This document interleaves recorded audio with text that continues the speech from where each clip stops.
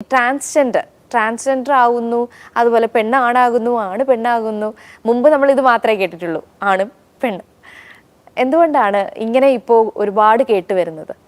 ഈ ട്രാൻസ്ജെൻഡർ എന്നുള്ളത് ഒരു വളരെയധികം അംഗീകരിക്കപ്പെട്ടിട്ടുള്ള, ഗവൺമെൻറ് തലത്തിൽ തന്നെ അംഗീകരിക്കപ്പെട്ടിട്ടുള്ള ഒരു സെക്സ് കാറ്റഗറിയാണ് മെയിൽ ഫീമെയിൽ ട്രാൻസ്ജെൻഡർ. എല്ലാ ഗവൺമെൻറ് ആപ്ലിക്കേഷൻസിലൊക്കെ അത് വന്നു തുടങ്ങിയിട്ടുണ്ട്.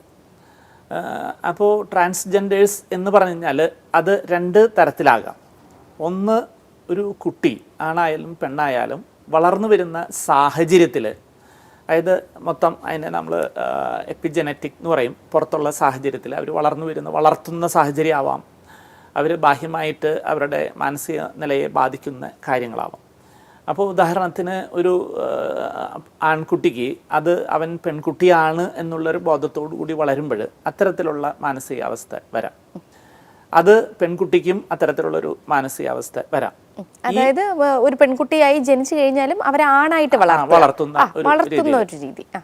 ഈ ഒരു അവസ്ഥയിൽ അത് മാനസികമായിട്ടുള്ള ഒരു സിറ്റുവേഷനാണ്. അത് ബൈസെക്ഷൽ ആയാലും ലെസ്ബിയൻ ആയാലും ഗേ ആയാലും ഒക്കെ അത് മാനസികമായിട്ടുള്ള ഒരു അവസ്ഥയാണ്. അതൊരു ജനറ്റിക് സിറ്റുവേഷൻ അവിടെ വരുന്നില്ല.